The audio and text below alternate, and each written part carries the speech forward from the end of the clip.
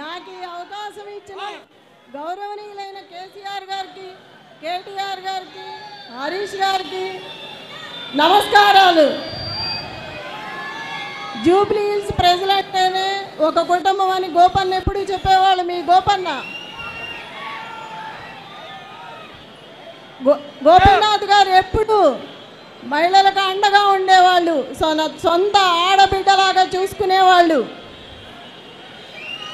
ఏ కష్టం వచ్చినా అర్ధరాత్రి అయినా అపరాత్రి అయినా అన్నా అని పిలిస్తే మీ అందరి మధ్యలోకి వచ్చి నిలబడి సమస్య పరిష్కరించేవాళ్ళు.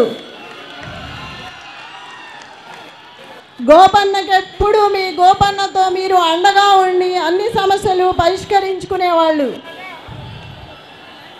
నన్ను కూడా మీ ఇంటి ఆడబిడ్డలా అనుకొని నాకు అండగా ఉండి ముందుకు నడిపించాలని, మీ అండదండలు ఆశీస్సులు ఉండాలని మనసారా కోరుకుంటున్నాను. ఈ కష్ట సమయంలో మీరందరూ నాకు అండగా నిలబడ్డారు. అదే అండగా ఇక ముందు కూడా ఉండాలని కోరుకుంటున్నాను. మీరు ఎవ్వరికీ భయపడాల్సిన అవసరం లేదు. పార్టీ మీకు అండగా ఉంటుంది. జై కేసీఆర్, జై తెలంగాణ, జై గోపన్న. अंदर बावनरा आप सभी भाई लोग बहन लोग सब ठीक है क्या? కొడుతున్నమా జూబ్లీ హిల్స్ మళ్ళీ ఒక్కసారి గట్టిగా జై తెలంగాణ, జై తెలంగాణ. కేసీఆర్ గారి నాయకత్వం కారు గుర్తుకే. ఒక్కసారి కారు గుర్తు కొట్టేసిన వాళ్ళందరూ చేయి లేవట్టండి ఒకసారి గట్టిగా. పిడికిలి పిడికిలి చెయ్యి అంటే మొండి చెయ్యి కాదు, మొండి చెయ్యి డేంజర్. పిడికిలి పిడికిలి రెండు పిడికిళ్ళు, दोनों दोनों हाथ उठाइए. जय तेलंगाना. కారు గుర్తుకే మాగంటి సునీత గోపీనాథ్ గారి కారు గుర్తుకే. మరి నేను వచ్చిన పని అయిపోయింది, పోవాలనా? ఇక్కడికి విచ్చేసిన గౌరవనీయులు మీ అందరి ఆశీస్సులతో 14 నవంబర్ నాడు మాగంటి గోపీనాథ్ గారి సతీమణి కాబోయే జూబ్లీ హిల్స్ నియోజకవర్గ శాసనసభ్యురాలు సోదరి శ్రీమతి మాగంటి సునీత గోపీనాథ్ గారికి, అట్లాగే వేదిక పైన ఉన్న వారి కుటుంబ సభ్యులు మాగంటి గోపన్న బిడ్డలు అక్షర, దిశర, వాళ్ళ అబ్బాయి వాత్సల్య, అట్లాగే మా తమ్ముడు జూబ్లీ హిల్స్ మాజీ శాసనసభ్యుడు వాళ్ళ కాలికి బల్పం కట్టుకొని సునీతమ్మ గెలుపు కోసం తిరుగుతున్న సోదరుడు పీజేఆర్ వారసుడు విష్ణువర్ధన్ రెడ్డి గారికి, అట్లాగే ఈరోజు షేక్పేట్లో ఇంత పెద్ద ఎత్తున ఇక్కడికి విచ్చేసిన ఆడబిడ్డలందరికీ, अन्नादम्मुलंदरिकी, जितने भी भाई बहन आप लोग यहाँ पे इतनी बड़ी तादाद में यहाँ पे शामिल है, आप सभी भाइयों को बहनों को मैं अपना सलाम पेश करता हूँ. मी अंदरिकी हृदयपूर्वకంగా నా నమస్కారం. మీ జోష్ చూస్తుంటే, మీ ఉత్సాహం చూస్తుంటే గెలుపు పక్కా, మెజారిటీ ఏంది తేలాలి గంతే అనిపిస్తున్నది. అంతేనా? పక్కానా? మోసం చేసిన డోకేబాజ్ కాంగ్రెస్ కు బుద్ధి చెబుదామా? పక్కా. ఒక్కసారి దయచేసి మీరు ఆలోచించాలని కోరుతా ఉన్నా. సరిగ్గా 2014 జూన్ నెలలో తెలంగాణ రాష్ట్రం పెద్దలు కేసీఆర్ గారు సావు నోట్లో తలబెట్టి కొట్లాడితే మన రాష్ట్రం మనకు వచ్చింది.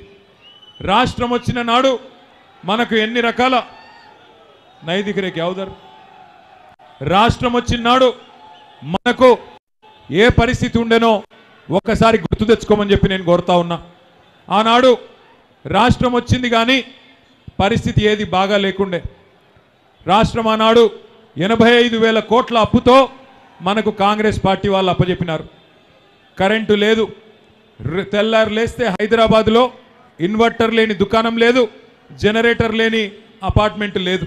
కాంగ్రెస్ గవర్నమెంట్లో మంచినీళ్ళ గోస, అప్పుల పాలైన రాష్ట్రం.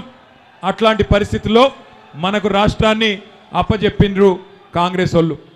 కానీ ఏనాడు కేసీఆర్ గారు, ఈరోజు రేవంత్ రెడ్డి గారు మాట్లాడుతున్నట్టు, ఏనాడు కేసీఆర్ గారు పొరపాటున కూడా ఏమేమి సమస్యలు చెప్పి ఒక కుటుంబ పెద్దగా రాష్ట్రం ఈ బాగలేదు అనే మాట ఎన్నడూ చెప్పలేదు.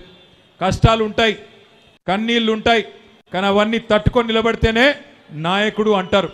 అందుకే కేసీఆర్ గారు మొదటి రోజు నుంచి ఒకటే లక్ష్యం పెట్టుకున్నారు. ఎన్ని కష్టాలున్నా, ఎన్ని రకాల సమస్యలున్నా ఒక్కొక్కటిగా వాటిని పరిష్కారం చేసుకుంటూ ముందుకు పోవడమే లక్ష్యంగా పెట్టుకొని మరి 10 ఏళ్లలో ఎక్కడ ఉన్న రాష్ట్రాన్ని ఎక్కడకు తీసుకొచ్చినారో ఒక్కసారి గుర్తు తెచ్చుకోండి. మనం ఆ రోజు రాష్ట్రం ఏర్పడ్డ నాడు మన రాష్ట్రంలోని తలసరి ఆదాయం ₹1,00,000 మాత్రమే. మన రాష్ట్రంలో 2023లో భారతదేశంలోనే నెంబర్ 1 రాష్ట్రంగా మన తెలంగాణను ₹3,87,000 తలసరి ఆదాయంతో తయారు చేసింది కేసీఆర్ గారు. కరెంటు లేని రాష్ట్రంలో 24 గంటల కరెంటును తెచ్చింది కేసీఆర్ గారా కాదా? కేసీఆర్ గారు వచ్చినాకనే కదా కరెంటు సమస్య పోయింది. నేను చెప్పేది కరెక్టేనా? కరెంటు సమస్య పరిష్కారం చేసి, మంచినీళ్ళ సమస్య పరిష్కారం చేసి, గ్రామాలలో చెరువులు బాగు చేసి, గ్రామాలలో గోదావరిని, కృష్ణను అక్కడి నుండి నీళ్లు తీసుకొచ్చి వ్యవసాయాన్ని బాగా చేసి, హైదరాబాద్లో ఇగో ఇట్లాంటి షేక్పేట ఫ్లైఓవర్ లాంటి ఫ్లైఓవర్లు ఒకటి కాదు, 2 కాదు, 42 ఫ్లైఓవర్లు, ఇగో ఇట్లాంటి షేక్పేట లాంటి బ్రిడ్జులు 42 ఫ్లైఓవర్లు కట్టి హైదరాబాద్లో ఇక్కడ అభివృద్ధి, పల్లెలలో అక్కడ అభివృద్ధి చేసి మొత్తానికి మన రాష్ట్రాన్ని భారతదేశంలో నెంబర్ 1గా నిలబెట్టింది కేసీఆర్ గారు. అన్ని రంగాలలో 1, 2 కాదు, చదువుకోవాలనుకునే పిల్లలకి 1000 గురుకుల పాఠశాలలు పెట్టి, 1022 గురుకుల పాఠశాలలు పెట్టి